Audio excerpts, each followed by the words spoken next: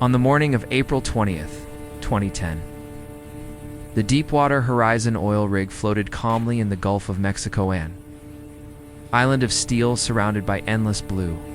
For the men on board, it felt like the final stretch of a long job. In just a few hours, many would be heading home. Calls had already been planned. Bags were half-packed. No one believed this would be the last day of their lives.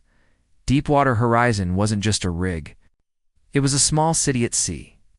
126 people lived and worked on it: engineers, drillers, electricians, cooks, ordinary people operating one of the most powerful machines humanity had ever built. Nearly a mile beneath them, under layers of rock and pressure, sat oil that had been trapped for millions of years. Keeping it contained depended on a delicate balance of technology, procedure, and trust. That morning, something was already wrong. For weeks, the crew had been battling delays and rising costs. The well was behind schedule. Pressure was mounting not just underground, but from executives on shore. Tests that were meant to confirm the well was stable produced confusing results. Some engineers saw warning signs. Others interpreted the data differently. In the end, uncertainty was treated as inconvenience.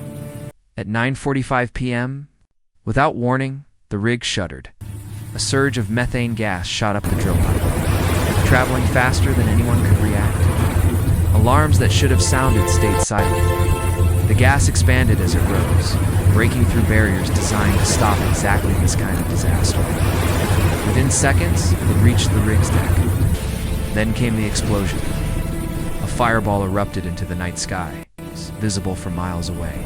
The blast threw men across metal walkways, tore through living quarters, and ignited fuel lines in every direction.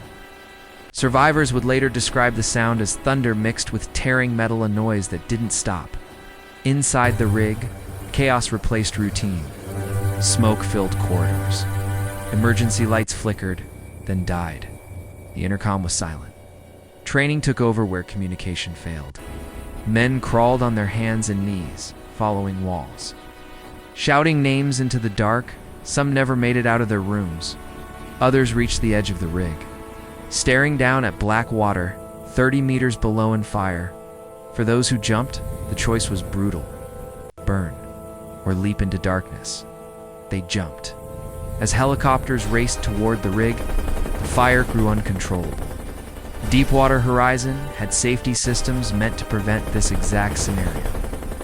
A final mechanical guardian called a blowout preventer was supposed to seal the well automatically. It failed. Later investigations would reveal multiple design flaws, ignored test results, and cost-cutting decisions that slowly eroded the rig's margin for error. But on that night, none of that mattered. 11 men were missing. They would never be found.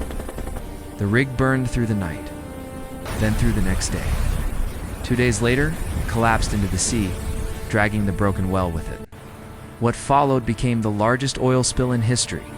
Millions of barrels flooding the ocean, poisoning ecosystems, and changing coastlines forever. In the months that followed, hearings were held.